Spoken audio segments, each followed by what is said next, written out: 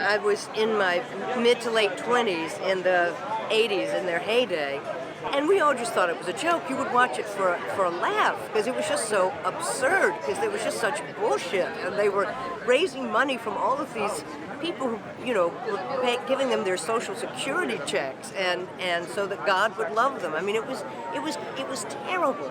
But given that, I always thought it was Jim who was the charlatan, and I always believed that she was a truly compassionate person who liked sparkly things maybe a little too much.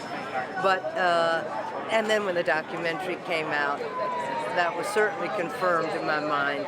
And now with this, I'm thrilled that a whole new generation are going to get to see them in this way, because you can do things in a movie that you can't do in a documentary. A documentary can do things you can't do in a movie. So it's wonderful that there's this marriage now between both offerings.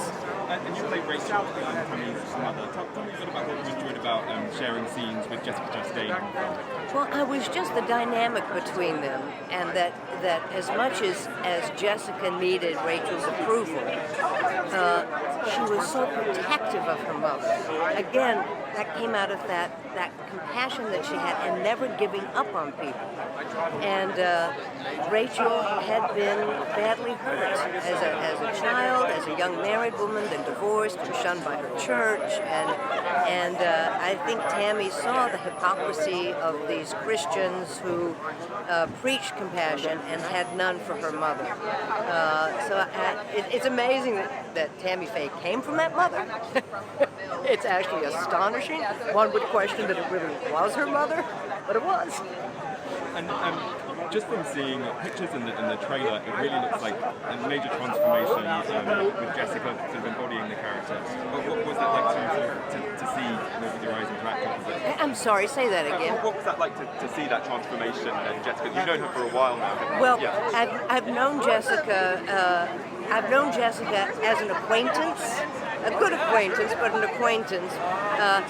And honestly, I've spent more time with her now as Tammy Faye than I have as Jessica. So I saw her for the first time again last night, and I was like, oh my God, I forgot about that cut face. She's so that gorgeous, angular, beautiful, the cheekbones, the whole thing, because they were with the chipmunks, and that she was able to do what she did through all of those prosthetics is astonishing. You forget about it, because I would see what they would go through and the makeup and how long it would take, and and up close I could imagine watching them at lunch with just drinking liquid things, because it was astonishing what she went through to become that woman. And the number of wigs, it's just I can't tell you how much I admire her performance in these. Yeah.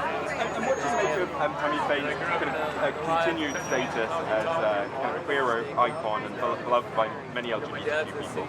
Well, I think it's always helpful. It's sort of like John and Yoko. There was so much footage of John and Yoko through those years before John was killed, that if there's a lot of footage of a very dynamic person, they do tend to live on. It is. And she was just.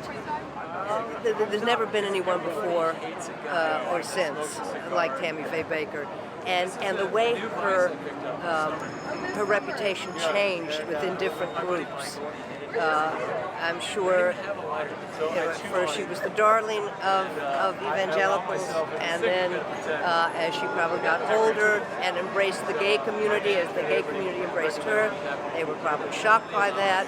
So Tammy had new friends, a lot of gay friends. But yeah, it's interesting to watch that transformation in her life. Yeah. Thank you very much. Take care.